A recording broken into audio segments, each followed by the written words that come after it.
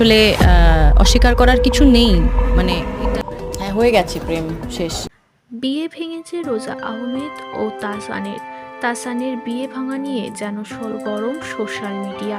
একটা সময় ধুমধাম করে বিয়ে করেছিল তিনি, কিন্তু সেই বিয়ে টেকেনি। তারপরে আবারও বিয়ে করে তাহসান খান। তাহসান খান এবার চুপি চুপি বিয়ে করেছিল। বিয়ে করার পর যেন সকলকে অবাক করে দিয়েছিল। রোজা অনেকটাই ছোট তাহসানের থেকে।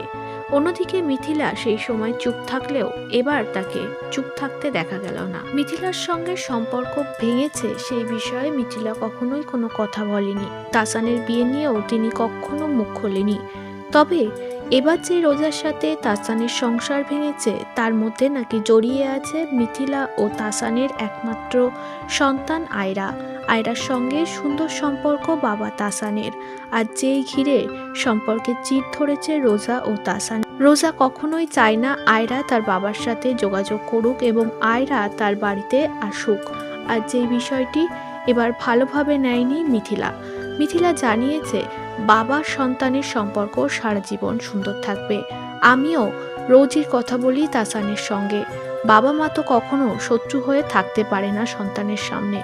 সন্তানের জন্যই আমরা কথা বলি ফোনে এবং আয়রা তার কাছে যায়। সন্তানের সবচেয়ে ভালো কিসে সেটা দেখতে হয় বাবা মাকে। বাবা মা একসাথে থাকুক কি আলাদা থাকুক, তো আমার সন্তানের সবচেয়ে ভালো যেটাতে, সেটার জন্য তো আমাদেরকে শত্রু হলে হবে না। তো আমাদের তো রেগুলারই কথা হয়। মিথিলা বলেন রোজা তো সবকিছু দেখে শুনেই বিয়ে করেছে, তাহলে আজ কেন তার প্রবলেম হচ্ছে আমাদের সন্তানকে নিয়ে। আসলে রোজা কখনোই চায়নি যে তাহসানের সঙ্গে সারা জীবন থাকতে। রোজা পয়সার জন্য এসেছিল, পয়সা নেওয়া হয়ে গেছে, এখন ভালোবাসা সব চলে গেছে।